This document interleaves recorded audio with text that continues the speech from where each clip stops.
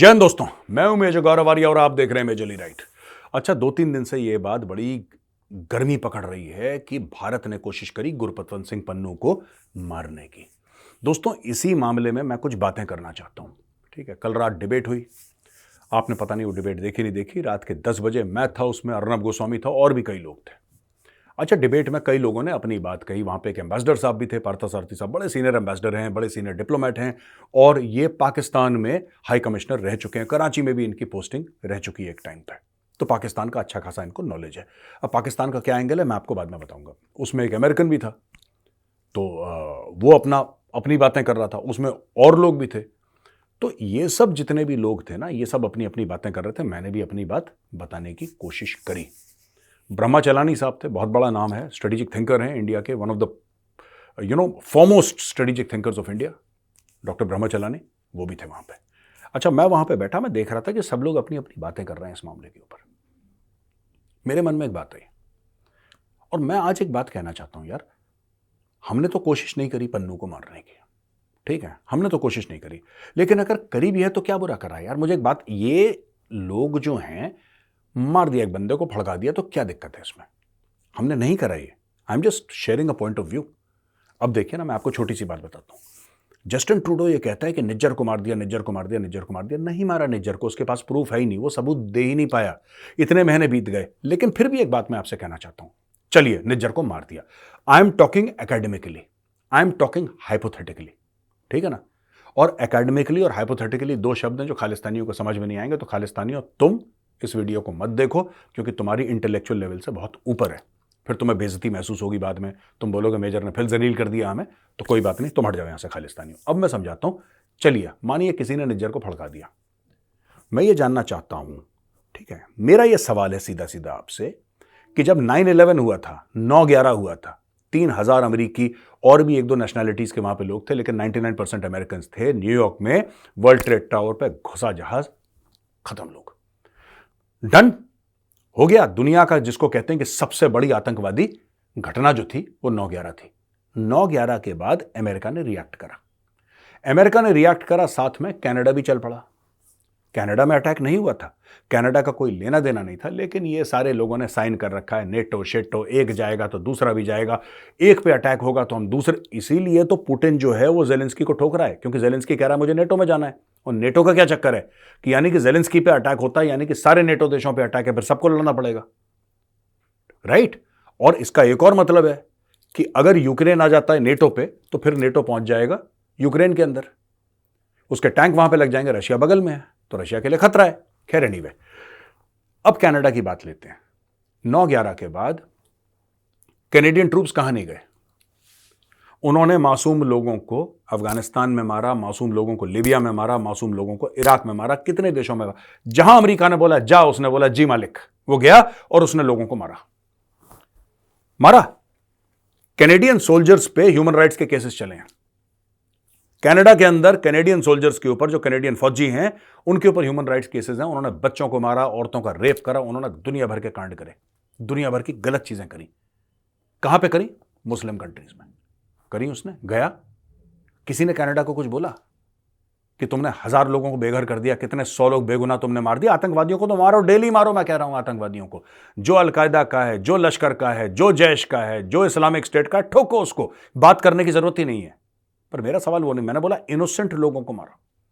Canada ने मारा, हां, एक निज्जर मर गया, कनाडा ने। और we are the land of free speech, we are the land of democracy. क्यों भाई? इराक में अगर एक बच्चा मरता है, 3 साल का बेगुनाह बच्चा मरता है, क्योंकि वो गोरा नहीं है, क्योंकि वो कनेडियन नहीं है, उसकी जान की जीरो कीमत है, उसकी जान की जीरो कीमत है।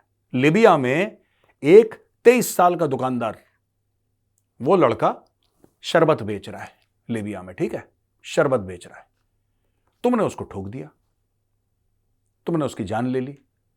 उसको पता ही नहीं अलकायदा कौन है, उसको, वो अनपढ़ है बेचारा, उसको पता ही नहीं क्या चल रहा है दुनिया में।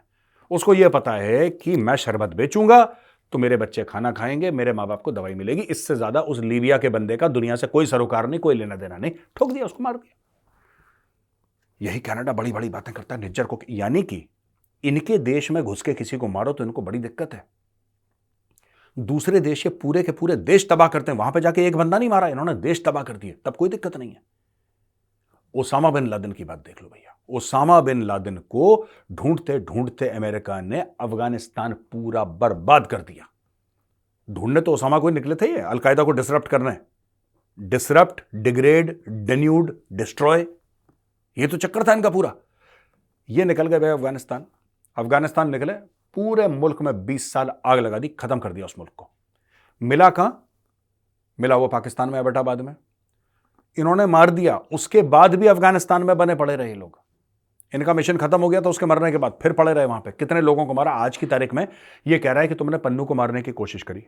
अच्छा, पन्नू को मारने की कोशिश भारत ने नहीं करी है, लेकिन मैं कहता हूं हाइपोथेटिकली स्पीकिंग, एकेडमिकली स्पीकिंग, अगर हमने मार भी दिया पन्नू को तो क्या है यार, तुम्हें क्या दिक्कत है? हमारे लिए टेररिस्ट है, फड़का दिया हमने पन्नू को, फड़का दिया हमने पन्नू को, तो क्या हो गया यार? तुम दुनिया भर में लोगों को मारो, तुम दुनिया भर में अपने मिशन भेजो, ठीक है, तुम वियतनाम में आग लगा दो, तुम कोरिया में आग लगा दो, तुम लैटिन अमेरिका में आग लगा दो, यानी कि साउथ अमेरिका पूरा फूंक दो, तुम पूरे मिडिल ईस्ट में आग लगा दो, तुम मुस्लिम दुनिया पे पेट्रोल छिड़क के तीली मार दो, वो ठीक है, वो ठीक है, पन्नू को खरोचना आ जाए। देखो, अगर हम चाहते पन्नू को मारना, पन्नू मर चुका होता। If we wanted to kill Pannun, Pannun would have been a dead man.